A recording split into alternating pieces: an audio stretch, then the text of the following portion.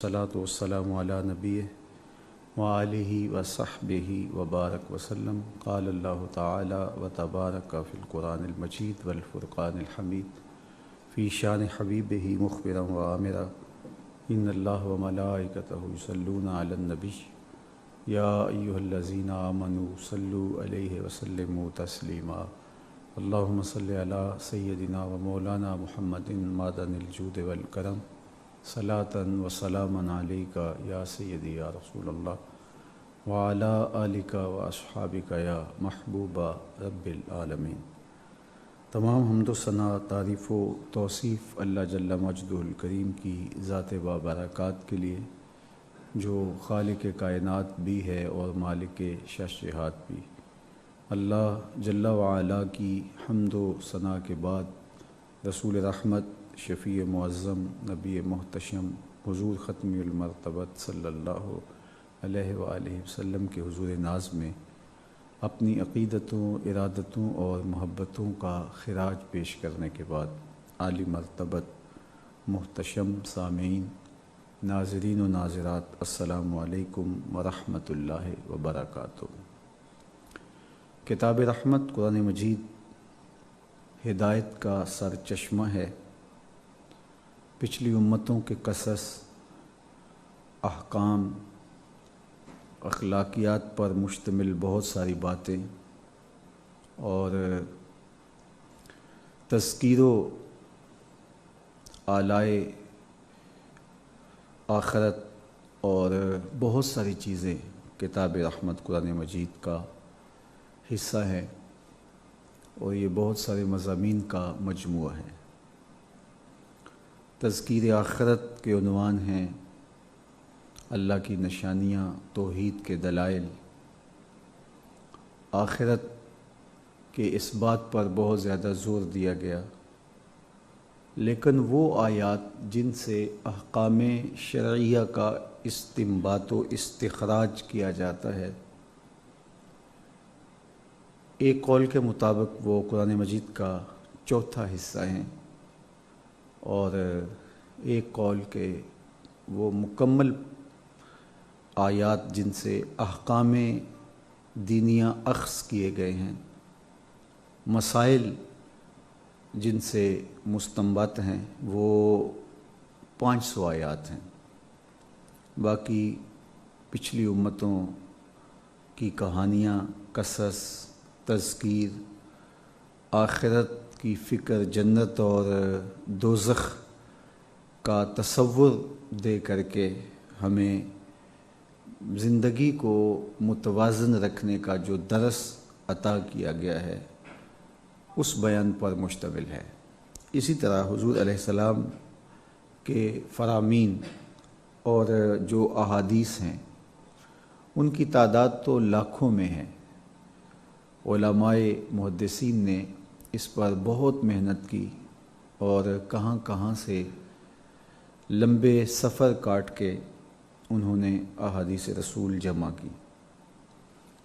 لیکن جو احادیث ہیں وہ سند کے اعتبار سے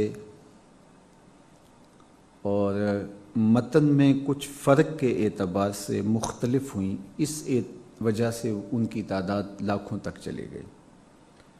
لیکن اگر مضامین ان کے جمع کیے جائیں تو ان کی تعداد اتنی زیادہ نہیں ہوتی. حضرت ابو بکر بن داسہ کہتے ہیں کہ میں امام ابو داود سے ملا. وہ کہتے ہیں کہ میں نے حضور علیہ السلام کی 5 لاکھ احادیث جمع کی. پھر میں نے ان کا ایک خلاصہ تیار کیا، تو میرے پاس جو خلاصہ تیار ہوا وہ 4800 احادیث رسول کی صورت میں موجود ہے. اور ان میں بھی جو احادیث جن سے احکام شرعیہ کا استنباط و استخراج ہوتا ہے، ان کی تعداد 800 ہے. تو لاکھوں احادیث میں سے 4800 احادیث یہ تمام احادیث نبویہ کا خلاصہ ہیں، اور ان میں سے جن سے مسائل شرعیہ اخذ کیے جاتے ہیں تو وہ 800 احادیث ہیں۔ فرماتے ہیں کہ ان 800 احادیث میں سے بھی 4 حدیثیں ایسی ہیں جو دین کی اساس ہیں، دین کی جڑ اور بنیاد ہیں۔ ان میں سے ایک انما الاعمال بالنیات، اعمال کا دار و مدار نیتوں پر ہے۔ فقہ کے 70 باب اس حدیث سے کھلتے ہیں، اور اس کو ثلث اسلام بھی کہا گیا، ثلث دین بھی کہا گیا۔ دین کا تہائی حصہ اس حدیث سے جڑا ہوا ہے۔ دوسری حدیث ان الحلال بین و ان الحرام بین، حرام بھی واضح ہے، حلال بھی واضح ہے۔ وبینہما امور مشتبہات، اور حلال اور حرام کے درمیان کچھ شبہ والی چیزیں ہیں۔ جس نے اپنے آپ کو شبہ سے بچا لیا، اس نے اپنا دین بھی بچا لیا، اپنی آبرو بھی بچا لی، اور جو شبہ میں پڑ گیا گویا وہ حرام میں پڑ گیا۔ اور تیسری حدیث اللہ کے محبوب علیہ السلام نے ارشاد فرمایا من حسن اسلام المرء ترکہ ما لا یعنی ہے، کسی شخص کے اسلام کا حسن یہ ہے کہ وہ ہر اس چیز کو چھوڑ دے جو بے مقصد ہے۔ اور چوتھی حدیث آج کی اس گفتگو کا عنوان ہے۔ حضرت امام اعظم ابو حنیفہ علیہ رحمہ نے بھی ان 4 حدیثوں کو ذکر کیا، لیکن انہوں نے ایک 5ویں حدیث کا بھی ذکر کیا ہے، اور وہ یہ ہے کہ المسلم من سلم المسلمون من لسانہ و یدہ، مسلمان وہ ہے جس کے ہاتھ سے اور جس کی زبان سے دوسرا مسلمان محفوظ رہے۔ تو گویا یہ 5 چیزیں خلاصہ ہیں پورے دین کا، اور ان کے ذریعے سے ہم دین کے مزاج کو سمجھ سکتے ہیں، اور یہ وہ بنیادی امور ہیں کہ جن کے ذریعے سے نجات کے راستے کھلتے ہیں اور اللہ رسول کی قربت ہمارا مقصوم ہوتی ہے۔ آج کا عنوان جو حدیث پاک ہے وہ ان 4 میں سے یا ان 5 میں سے ایک ہے، اور یہ حضرت انس بن مالک رضی اللہ تعالی عنہ کی مرویات سے ہے۔ امام بخاری نے، امام مسلم نے اس کو اپنی اپنی سند کے ساتھ روایت کیا ہے۔ حضرت انس رضی اللہ تعالیٰ عنہ ارشاد فرماتے ہیں کہ رسول کریم صلی اللہ علیہ وآلہ وسلم نے ارشاد فرمایا لا یؤمن احدکم حتی یحب لاخیہ ما یحب لنفسہ، اتنی دیر تک کوئی شخص کامل مومن نہیں ہو سکتا جب تک وہ اپنے بھائی کے لیے وہ پسند نہ کرے جو اپنے لیے پسند کرتا ہے۔ تو یہ خلاصہ دین سمجھ لیجئے۔ انسانی اقدار اور اخلاقیات یہاں آ کر کے جمع ہوتے ہیں، اور حضور کا یہ فرمان رحمت جوامع الکلم سے ہے۔ جوامع الکلم ان احادیث کو کہا جاتا ہے جو مختصر مگر انتہائی جامعیت پر مشتمل ہو، لفظ تھوڑے ہوں لیکن معانی و مطالب کا ایک جہاں آباد ہو۔ اقبال نے کہا تھا لہو خورشید کا ٹپکے اگر ذرے کا جگر چیرے۔ تو حضور علیہ السلام کو جوامع الکلم دیے گئے ہیں۔ ایک طویل حدیث ہے، حضور نے فرمایا کہ مجھے کچھ چیزیں عطا کی گئی جو میرے سے قبل باقی انبیاء علیہ السلام کو نہیں دی گئیں۔ بعض روایات میں 5 چیزوں کا ذکر ہے، بعض میں 6 کا ذکر ہے۔ تو ایک چیز کا ذکر کرتے ہوئے فرمایا کہ مجھے جوامع الکلم عطا کیے گئے۔ جوامع الکلم مختصر لفظ لیکن معنی و مطالب کا ایک جہاں آباد ہے، اور آپ اس کی روشنی کے اندر زندگی کے سارے اندھیرے مٹا سکتے ہو، اور روشنی اور جگمگاتے سفر کی ضمانت ہیں وہ کلمات اور وہ فرامین رحمت، فرامین نور۔ تو حضور کا یہ فرمان، اس کو بار بار سنیے، اپنی روح پہ نقش کیجئے، اور اپنا جائزہ لیجئے کہ کیا ہم اس جگہ پہ کھڑے ہیں جہاں ہمیں ہمارے آقا و مولا دیکھنا چاہتے ہیں، اور وہ کیا ہے کہ لا یؤمن احدکم، تم میں سے کوئی شخص ایمان کے اس درجے پہ فائز المرام نہیں ہو سکتا جو شریعت کا مطلوب ہے، جو رسول کریم صلی اللہ علیہ وآلہ وسلم کی چاہت ہے، جو نجات کا ضامن ہے، وہ مرتبہ تمہیں حاصل نہیں ہو سکتا حتیٰ یحب لأخیہ ما یحب لنفسہ، جب تک آدمی اپنے لیے وہ پسند جو کرتا ہے وہ دوسروں کے لیے پسند نہیں کرتا، اپنے بھائی کے لیے وہی پسند نہیں کرتا۔ تو انسان اپنے لیے اچھائی پسند کرتا ہے۔ ایک حدیث میں کلمات اس طرح بھی ہیں کہ آقا کریم نے ارشاد فرمایا لا یؤمن احدکم حتی یحب لأخیہ ما یحب لنفسہ من الخیر، کہ اتنی دیر تک کوئی شخص کامل ایمان نہیں پا سکتا، ایمان کے ثمرات نہیں نصیب ہو سکتے، ایمان کی لطافتیں اسے حاصل نہیں ہو سکتی، نور ایمان سے وہ مالا مال نہیں ہو سکتا جب تک وہ اپنے بھائی کے لیے وہ پسند نہ کرے جو اپنے لیے پسند کرتا ہے۔ تو وہاں من الخیر کے لفظ بھی ہیں کہ خیر سے، اب خیر کیا ہے؟ اس سے مراد مال بھی ہے۔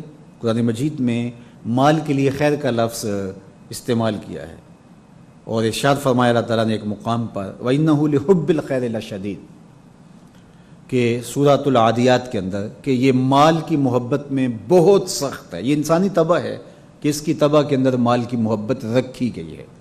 اس کی جیب میں پیسے آئیں تو اس کے چہرے کا رنگ بتاتا ہے، اور اس کے گھر کے اندر دولت کے انبار ہوں تو اس کی چال بتاتی ہے۔ وہ ہمارے پنجابی میں کہتے ہیں کہ جس کار دانے ادے کملے بھی سیانے، تو یہ پتہ چلتا ہے کہ ان کے گھر میں دانے موجود ہیں اور اس لیے یہ اس طرح کی باتیں کر رہے ہیں۔ تو یہ فطرت ہے، انسان کی طبع کے اندر یہ بات رکھی ہے۔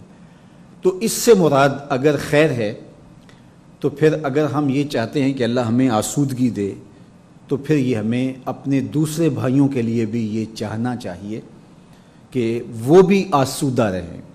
کسی کو غربت میں دیکھ کر کے، اپنے سے کم تر دیکھ کر کے خوش ہونا اس خیال میں کہ میں برتر ہوں اور اعلیٰ ہوں، تو یہ اقدار کے منافی ہے، یہ اچھے انسان کی علامت نہیں ہے۔ اچھا مسلمان تو بہت اوپر ہوتا ہے، ایسا شخص اچھا انسان بھی نہیں ہے۔ ہاں یہ ہمیں کہا گیا کہ اپنے نیچے دیکھو گے تو تمہارے اندر شکر کے جذبات پیدا ہوں گے۔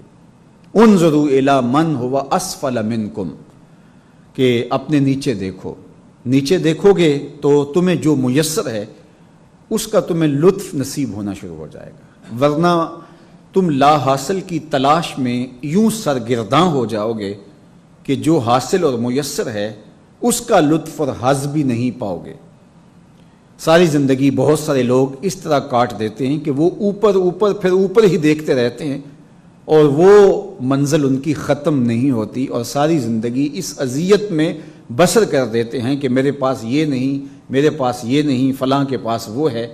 اور اگر وہ اپنی زندگی کو یوں گزاریں کہ میرے پاس یہ ہے، فلاں کے پاس یہ نہیں ہے، مجھے اپنا گھر میسر ہے، فلاں تو کرائے کے گھر پہ رہتا ہے، میرے پاس تو 10 مرلے کا کشادہ گھر ہے، وہ تو 2 مرلے کی جھونپڑی میں رہتا ہے، تو انسان اگر اللہ کی نعمتوں کو گننا شروع کر دے، شمار کرنے لگ جائے، اگرچہ وہ شمار نہیں کر سکتا، لیکن یہ چیز اس کی طبع کے اندر خوشیاں اور سرشاریاں پیدا کر دے گی۔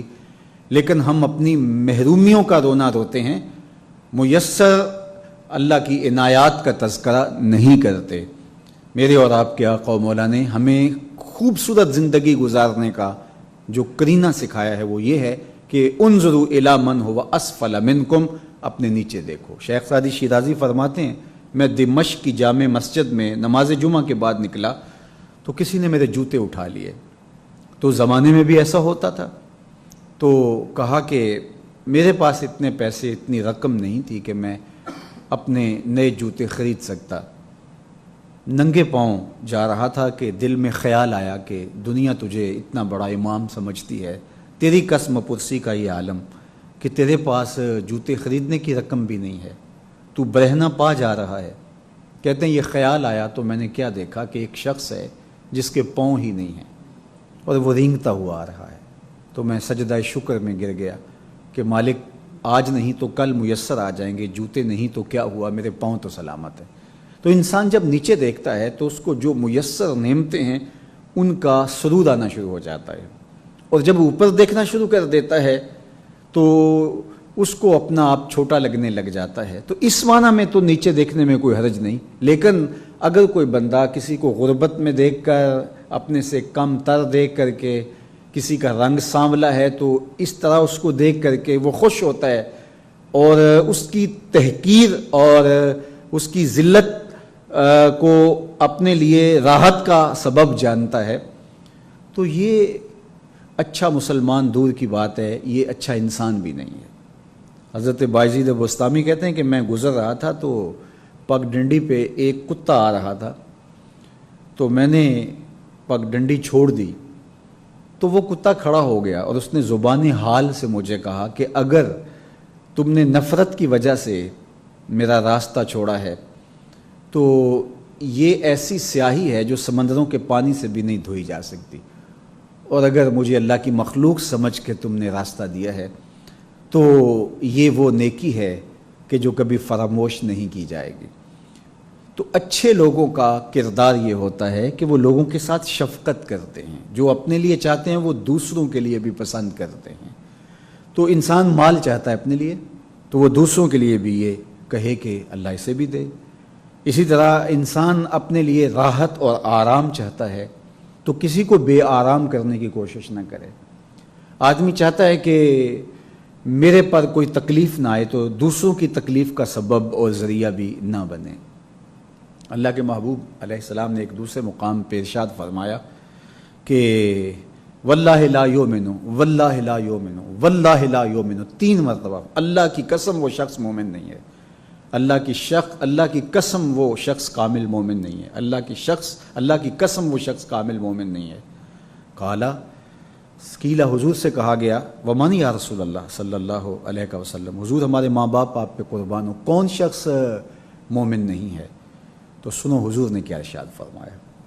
میرے اور آپ کے آقا و مولا نے فرمایا الذی لا یامن جارہ بوائقہ، وہ شخص بوائقہ ہو، فرمایا کہ وہ شخص مومن نہیں ہے کہ جس کی وجہ سے اس کے ہمسائے پریشان ہیں، جس کی شر سے اس کے ہمسائے محفوظ نہیں ہیں، جس کا زہر اس کے ہمسایوں کو پہنچتا ہے. تو فرمایا کہ اللہ کی قسم وہ مومن نہیں ہے. تو جب ہم یہ چاہتے ہیں کہ ہمارے لیے ہمارے ہمسائے راحت اور سکون کا ذریعہ بنے تو ہمیں ان کے لیے راحت اور سکون کا ذریعہ بننا چاہیے. ہم رشتہ داروں کے لیے جو سوچتے ہیں کہ ان کے جذبات ہمارے لیے یوں ہونے چاہیے تو ہمیں بھی ان کے لیے ایسے ہی جذبات رکھنے چاہیے. اسی طرح اس کے اندر صالح اعمال بھی آتے. علماء نے لکھا کہ جب میں یہ چاہتا ہوں، آپ یہ چاہتے ہیں کہ ہم اچھے بن جائیں، نیک عمل کریں، ہماری اولادیں نیک ہوں، تو پھر ہمیں دوسرے بھائیوں کے لیے بھی یہ سوچنا چاہیے کہ اللہ ان کو بھی نیکی عطا کرے. کسی کو برائی میں مبتلا دیکھ کر کے کبھی بھی خوش نہیں ہونا چاہیے. جس طرح شامت اعمال سے بندہ گناہ میں مبتلا ہو جاتا ہے تو اس کو ایک اذیت ہوتی ہے، جیسا فرمایا گیا کہ وہ اسے یوں لگتا ہے جس طرح پہاڑ تلے آ گیا. جب تک وہ توبہ کر کے رجوع اللہ کر کے تلافی نہیں کر لیتا، اس کے قلب کو کیفیت اور وہ باطنی طمانینت اور قرار نصیب نہیں ہوتا. تو وہ یوں لگتا ہے کہ اس کے اوپر پہاڑ کھڑا کر دیا، ابھی گر جائے گا اور اسے دبا دے. یہ اس کی کیفیت ہوتی ہے. یہ مومن کی کیفیت بتائی گئی. اور منافق کی کیفیت یہ بتائی گئی کہ جب وہ گناہ کرتا ہے تو اسے یوں محسوس ہوتا ہے کہ اس کے بدن پہ کوئی مکھی بیٹھی تھی اور اس نے ہلکے اشارے سے اڑا دی اس کو. عموماً دن میں کتنی مرتبہ ہم اپنے بدن پہ بیٹھنے والی مکھی اڑا دیتے ہیں اور ہمیں یاد بھی نہیں ہوتا کہ کتنی مرتبہ یہ ہم نے عمل کیا ہے. شام کو کبھی بھی ہم نے اس کا حساب نہیں کیا، اس کا کبھی بوجھ نہیں ہوا کہ آج اتنی مرتبہ ہمارے بدن پہ مکھی بیٹھی اور اس کو اڑانا پڑا. تو منافق کی حالت یہ ہوتی ہے کہ وہ گناہ پہ گناہ کرتا ہے لیکن اس کو یاد بھی نہیں ہوتا کہ میں نے کتنی مرتبہ آج لوگوں کا دل دکھایا، کتنی مرتبہ لوگوں کو اذیت دی، کتنی مرتبہ اللہ کی ناراضگی کا سامنا کیا، کتنی مرتبہ نظر بہکی، خیال بھٹکے، سوچوں میں آوارگی آئی.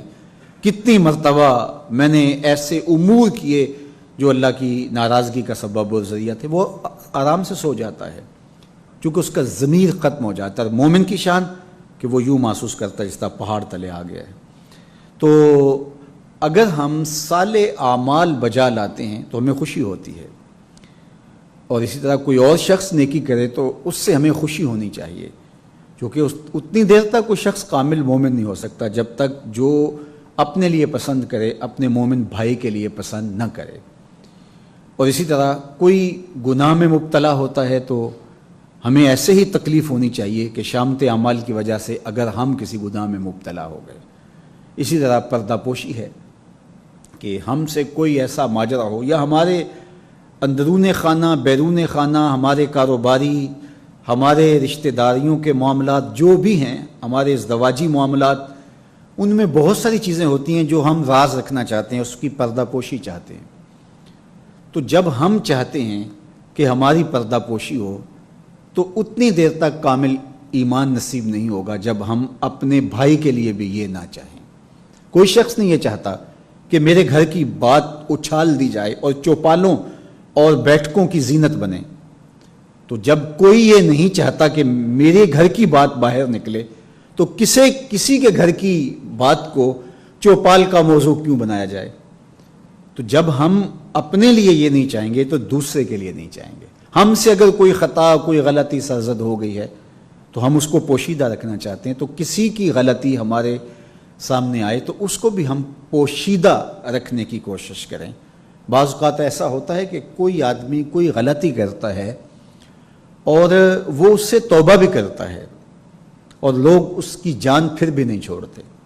ایک روایت میں آتا ہے جس شخص نے کوئی گناہ کیا اور اس نے اس سے توبہ کر لی اور اس کے باوجود کسی نے اس بات کو اچھالا، اس بات کا چرچا کیا، تو کہا کہ مرنے سے قبل وہ شخص جو کسی شخص کی ایسی بات کا چرچا کر رہا ہے جس سے وہ توبہ کر چکا ہے، اللہ اس کو اس گناہ میں مبتلا ہونے کی آزمائش میں ڈالے گا، وہ خود اس اذیت سے گزرے گا۔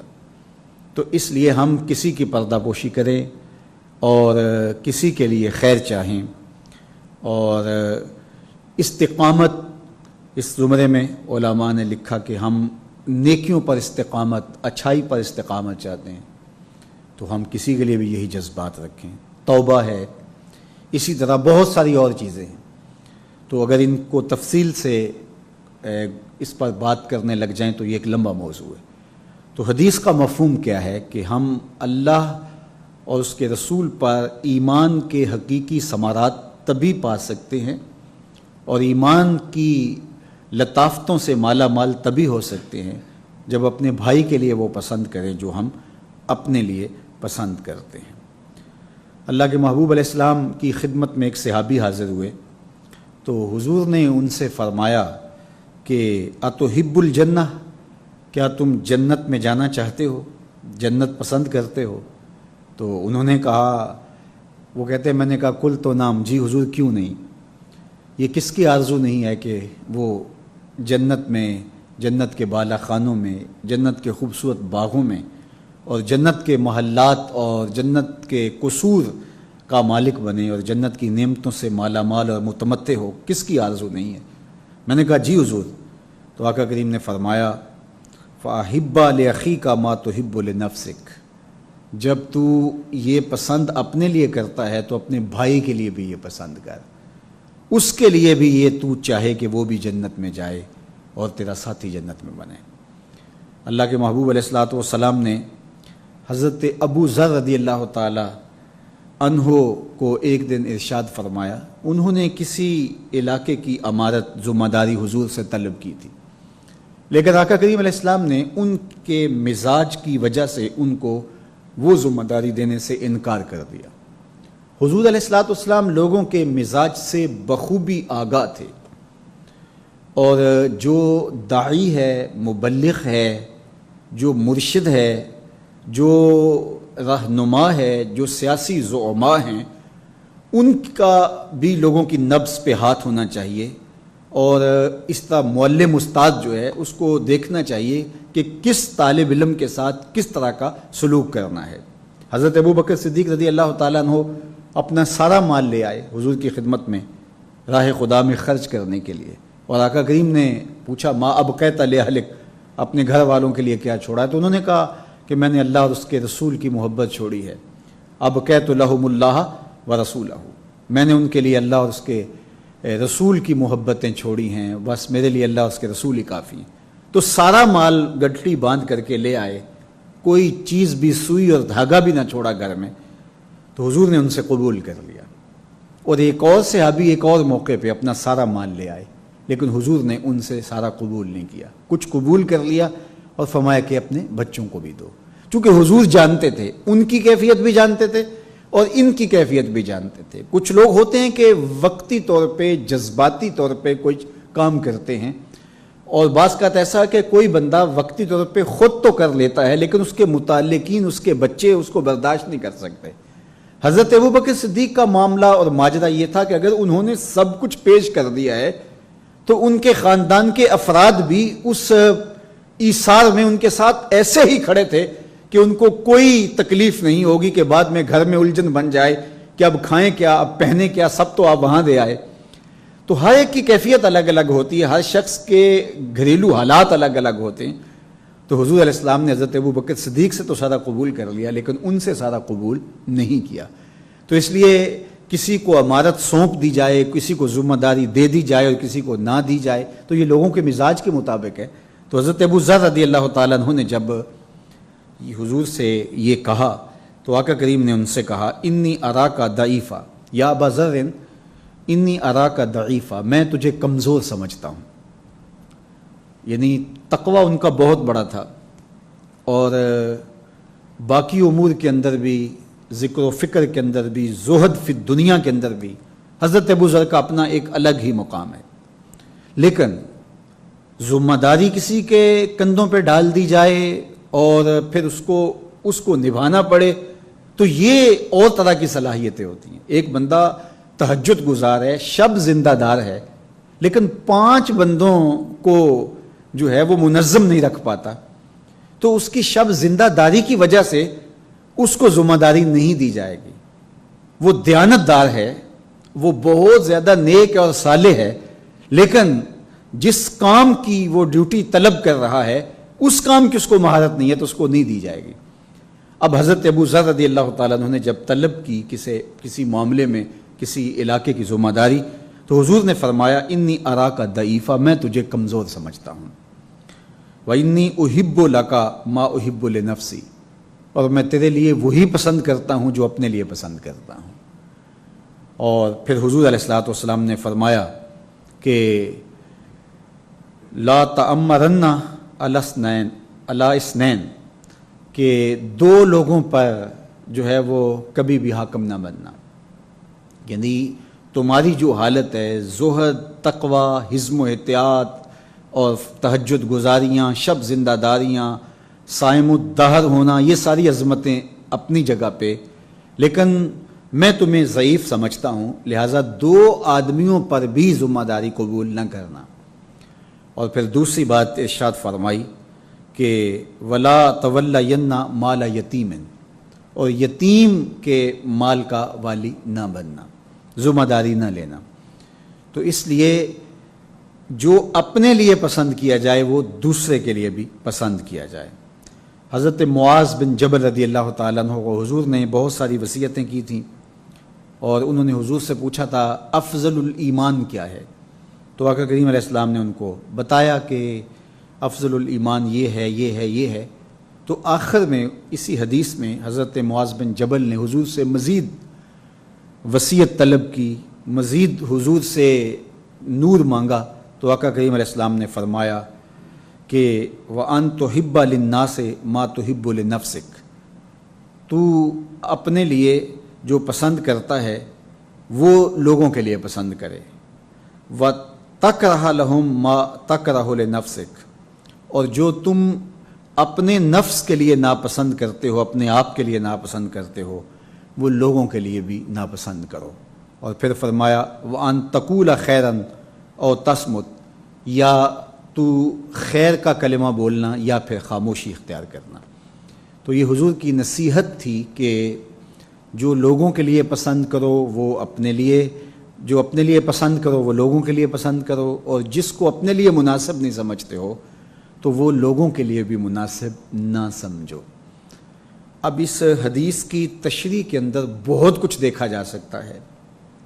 میں نہیں سمجھتا کہ میرے گھر کے دروازے کے سامنے کوڑا کرکٹ پڑا ہو اور میں اپنے گھر کا کوڑا سمیٹ کے ہمسایوں کے دروازے کے آگے ڈال دیتا ہوں تو میں تہجد گزار بھی ہوں، میں شب زندہ دار بھی ہوں، تو کس طرح میں ایمان کا نور اور جمال پا سکتا ہوں؟ جو اپنے لیے ناپسند کرتا ہوں وہ اپنے ہمسائے کے لیے پسند کر رہا ہوں۔ تو ہمیں یہ دیکھنا پڑے گا اس حدیث کے زمرے میں، اور اس حدیث کے چونکہ یہ دین کا چوتھا حصہ ہے، اس حدیث کو اگر دیکھ لیں تو ہمارے بہت سارے معاملات کی اصلاح ہوگی۔ اللہ کے محبوب کی خدمت میں ایک صحابی حاضر ہوا، زمانہ جاہلیت کی بہت ساری عادتیں ان لوگوں کے ساتھ جب ایمان لائے تھے تو جڑی ہوئی تھیں، تو اس نے حضور سے عرض کی، یا رسول اللہ صلی اللہ علیہ وسلم، میں آپ سے زنا کی اجازت طلب کرتا ہوں۔ نوجوان تھا، عنفوان شباب تھا، تو اسلام نے تو زنا کو کھلی بے حیائی کہا اور برا راستہ کہا۔ اب ایک ماضی زمانہ اس کا گزرا تھا تو حضور کی خدمت میں حاضر ہو کے اس نے کہا کہ حضور میں یہ اجازت چاہتا ہوں، یہ بڑا مشکل ہے اس پہ عمل پیرا ہونا۔ تو آقا کریم علیہ الصلوۃ والسلام سے جب اس نے یہ کہا اذن لی بالزنا، مجھے زنا کی اجازت دے دیجئے، تو فاقبل القوم علیہ فزجروہ، تو لوگ اس کی طرف بڑے تیزی کے ساتھ اور اس کو کوسنے لگے کہ تو نے عجیب بات کی کہ حضور مجھے زنا کی اجازت مرحمت کر دیجئے۔ تو لوگوں کے چہروں کے تیور دیدنی تھے اور چہروں پہ غصہ، اور وہ اس کی طرف زجر و توبیخ کرتے ہوئے بڑھے۔ تو آقا کریم علیہ الصلوۃ والسلام نے فرمایا کہ اسے چھوڑ دو، اور اس کو فرمایا میرے قریب ہو جاؤ۔ تو وہ حضور کے قریب ہو گیا۔ جب وہ بیٹھ گیا تو آقا کریم علیہ السلام نے حکمت اور دانائیاں جس رسول کے دامن سے پھوٹتی ہیں اور جن کی زندگی کا ہر لمحہ نور و نکہت سے مالا مال ہے، اور ان کی ہر بات وحی خدا ہے، اور جب وہ بولتے ہیں تو حکمت کے موتی رولتے ہیں، تو اس نے کتنی بڑی بات کی۔ اور صحابہ کا غصہ ایک فطری عمل تھا، لیکن حضور نے اس کو اپنے قریب بٹھایا اور بٹھا کر کے کہا کہ اتحبہ لامک، کیا تو یہ پسند کرتا ہے کہ یہ عمل تیری ماں کے ساتھ کوئی کرے؟ تو قال لا واللہ جعلنی اللہ فداک، اللہ آپ پر مجھے قربان کر دے، یہ میں کیسے پسند کر سکتا ہوں کہ کوئی میری ماں کے ساتھ برائی کرے۔ قال وللناس یحبونہ لامہاتہم، تو فرمایا لوگ بھی اپنی ماں کے ساتھ یہ برائی گوارا نہیں کر سکتے۔ پھر آقا کریم نے فرمایا قال صلی اللہ علیہ وسلم افتحبہ لابنتک، کیا تو یہ پسند کرتا ہے کہ یہ تیری بیٹی کے ساتھ ہو؟ تو قال لا، اس نے کہا نہیں حضور یہ تو میں پسند نہیں کرتا۔ واللہ یا رسول اللہ، اے اللہ کے پیارے رسول صلی اللہ علیہ وسلم، جعلنی اللہ فداک، اللہ مجھے آپ پر فدا کر دے، میرے ماں باپ آپ پر نچھاور ہوں، میری جان قربان آپ پر، یہ میں کیسے پسند کر سکتا ہوں؟ تو پھر آقا کریم علیہ السلام نے فرمایا افتحبہ لابنتک، کیا تو اپنی بہن کے ساتھ اس عمل کو پسند کرتا ہے کہ کوئی یہ عمل تیری بہن کے ساتھ کرے؟ قال لا واللہ یا رسول اللہ، کہا اللہ کی قسم میری جان آپ پہ قربان ہو، یہ میں کیسے پسند کر سکتا ہوں؟ پھر حضور نے فرمایا کہ فرمایا کہ اگر تو یہ نہیں کرتا تو لوگ بھی اپنی بیٹیوں کے ساتھ، اپنی بہنوں کے ساتھ یہ پسند نہیں کریں گے۔ پھر حضور نے اس کی پھپھو کے بارے میں، اس کی خالہ کے بارے میں پوچھا، تو اس نے ہر بار کہا کہ میں قربان آپ پہ، میری جان نثار آپ پہ، یہ میں کیسے پسند کر سکتا ہوں؟ تو آقا کریم علیہ الصلوۃ والسلام نے فرمایا اگر تم یہ پسند نہیں کر سکتے تو پھر لوگ بھی تو یہ پسند نہیں کریں گے۔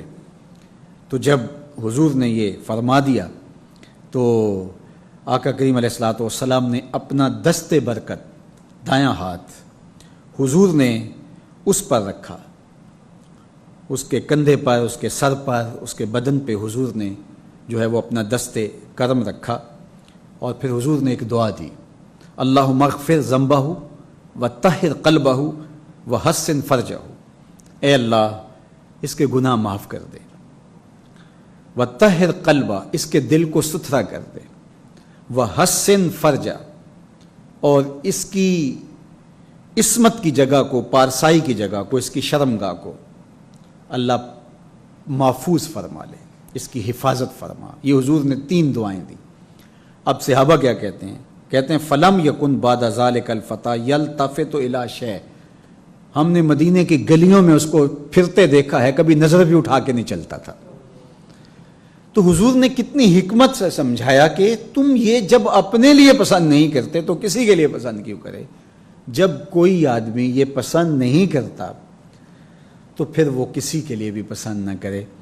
تو یہ ہے دین کا وہ مفہوم جو روح میں، قلب میں، دل میں اتر جائے تو پھر دین کی لطافتیں نصیب ہونا شروع ہو جاتی ہیں۔ ہمارے ایک استاد تھے تو انہیں غصہ بھی آتا تو پھر ہاتھ کھینچ لیتے، تو کہتے میں اس لیے نہیں مارتا کہ آج میں ہاتھ روک لیتا ہوں اور میں اس کو پسند نہیں کرتا کہ آپ کو سزا دی جائے، حالانکہ یہ میرا اختیار بھی ہے، اور میں اس لیے کرتا ہوں کہ کل اللہ بھی مجھے سزا نہ دے، کہ یہ میرے بندوں پہ رحم کرتا تھا تو اللہ بھی میرے ساتھ یہی معاملہ فرمائے، اور ہمیں امید ہے کہ اللہ ان کے ساتھ ایسا ہی معاملہ فرمائے گا۔ تو جو لوگوں کے لیے خیر چاہتا ہے، لوگوں کے لیے بھلائی چاہتا ہے، وہی معاشرے کا نمک ہوتے ہیں، وہی معاشرے کا عرق ہوتے ہیں، اور ایسے پاکیزہ صفت لوگ ہی صالح معاشرت کی تشکیل کی ضمانت ہوتے ہیں، ورنہ خس و خاشاک کی طرح آوارہ مزاج لوگوں کی کثرت اور ہجوم کا نام معاشرہ نہیں ہوتا۔ یہ تو سمندر کے اوپر اٹھنے والی جھاگ ہے، اور یہ لاکھوں کی تعداد میں بھی ہوں تو پھر بھی کوئی کارہائے نمایاں سر انجام نہیں دیے جا سکتے، لیکن صائب، درست اور اقدار کے حامل لوگ کسی معاشرے کے اندر تھوڑے بھی ہوں، لیکن ان تھوڑے لوگوں کا وجود ہی جو ہے وہ خیر کی ضمانت بن جاتا ہے اور بہتری کا ذریعہ بن جاتا ہے۔ ایسا کبھی نہیں ہوا کہ کسی بھی معاشرے کے سارے لوگ، 100% لوگ ان معیارات پر پورے اترتے ہوں جو اچھے اور صالح معاشرے کے معیارات ہوتے ہیں، لیکن جب قوموں کے اہم افراد اپنے آپ کو ان خوبیوں کا حامل بنا لیتے ہیں تو پھر وہ معاشرے صالح معاشرے قرار پاتے ہیں۔ ہمارے آقا مولا حضور ختم المرتبت نے ہمیں جو پاکیزہ، صالح اور طیب و طاہر معاشرہ دیا، اس معاشرے کی من جملہ علامات اور اس کے خصائل حمیدہ میں سے ایک بات یہ ہے کہ یہ بات ہم اچھی طرح اپنی روح پہ نقش کر لیں، اپنے دل میں لکھ لیں اور اپنے قلب میں اس کو جاگزیں کر لیں کہ جو ہمیں اچھا نہیں لگتا اور جو ہم اپنے لیے مناسب نہیں سمجھتے تو وہ ہمارے بھائی کو بھی یقیناً اچھا نہیں لگتا، تو ہم پھر اس کے لیے بھی وہی جب سوچنے لگ جائیں گے تو پھر زندگی بہار، نور اور نکھت سے مالا مال ہو جائے گی۔ مجھے اور آپ کو آج کی اس نشست میں جو پوری دنیا کے اوپر ہمیں سن رہے ہیں اور دیکھ رہے ہیں اور ہمارے ساتھ اس درس میں بھی شامل اور دعا میں بھی شامل ہوں گے، اور میرے ساتھ جو چند افراد اس وقت سامنے موجود ہیں، ہم سارے اس بات پر غور کریں، تدبر کریں کہ کیا ہماری زندگی میں ایسا ہے۔ بعض اوقات ایسا بھی ہوتا ہے کہ بعض اوقات کسی کا نقصان کرنے کے لیے ہم خود بھی کچھ نقصان اٹھا لیتے ہیں، کسی کو ذلیل کرنے کے لیے تھوڑی سی ذلت خود بھی گوارا کر لیتے ہیں، کسی کو نقصان پہنچانے کے لیے ہم خود بھی نقصان گوارا کر لیتے ہیں کہ چلو اس کو میں اذیت میں دیکھنا چاہوں گا اور اس کو میں تکلیف میں دیکھنا چاہوں گا، کسی کو کیچڑ میں پھینکنے کے لیے خود بھی اس کے چھینٹے اپنے اوپر لے لیتے ہیں اور ہم کہتے ہیں کہ بس ہم اس کو خوش نہیں دیکھنا چاہتے۔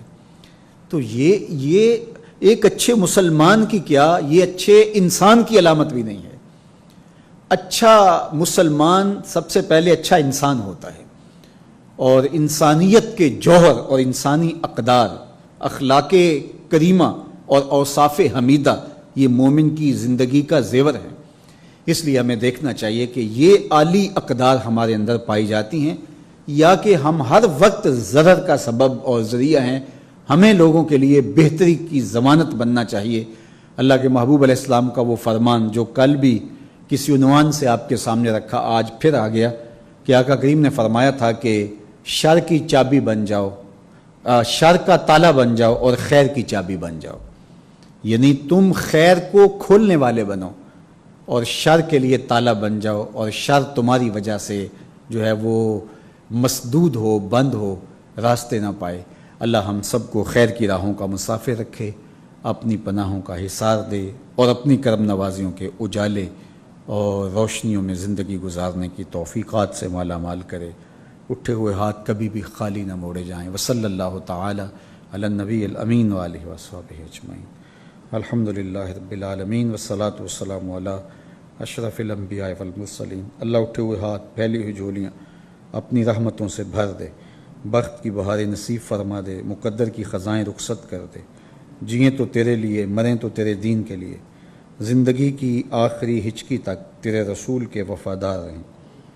ہر علت سے، ہر قلت سے، ہر ذلت سے رہائی عطا کر دے، اپنے پاک نبی کے در کی گدائی عطا کر دے۔ نفس و شیطان کے مکر سے، دجل و تلبیسات سے ہماری حفاظت فرما۔ اللہ ہمیں بہتریوں پہ گامزن فرمانا۔ جو اپنے لیے پسند کرتے ہیں وہ اپنے مومن بھائیوں کے لیے بھی پسند کریں۔ اللہ جس چیز کو اپنے لیے ناپسند کرتے ہیں اس کو پوری انسانیت کے لیے ناپسند کریں۔ اے اللہ ہمیں خیر کی چابی بنا دے اور شر کا تالا بنا دے۔ ہمارے وجود کو اس مخلوق کے لیے ضرر کا نہیں بلکہ نفع کا ذریعہ بنا۔ ہمارے وجود کو لوگوں کے لیے راحت کا سامان بنا، لوگوں کے لیے اذیت کا ذریعہ نہ بنانا۔ اللہ ہم سب کے دل کو، روحوں کو، قلوب کو تطہیر اور پاکیزگی اور عفت عطا کر دے۔ ہماری سوچوں کو نور عطا کر دے، ہماری زبانوں کو سچائی دے دے، ہمارے خیالوں کو پاکیزگی عطا کر دے۔ اے میرے مالک، اس وقت پوری دنیا میں جو وبا پھیلی ہے اللہ اس کے مضر اثرات سے محفوظ فرما۔ بالخصوص اہالیان وطن کو اپنی خاص پناہیں نصیب کر دے۔ پورے عالم اسلام کو قدم قدم پہ خیر عطا فرما۔ سسکتی انسانیت پر اپنی خاص کرم نوازیاں اور خاص رحمت نازل فرما۔ اے اللہ، جس طرح تو نے ہمیں ایمان کا نور عطا کیا ہے، پورے عالم کے کافروں کو ایمان کا چراغاں نصیب کر دے۔ اے اللہ، جو بے نماز ہیں انہیں 5 گانا نماز کی توفیق دے دے۔ اللہ، جو اخلاقی پستیوں اور رذائل کا شکار ہیں، اللہ اپنے کرم سے ان کو اس مشکل سے نکال دے۔ اللہ ہم سب کو اپنے خاص کرم سے، اپنی رحمتوں سے، اپنے فضل سے مالا مال کر دے۔ وصلی اللہ تعالی علی النبی الامین وآلہ وصحبہ اجمعین۔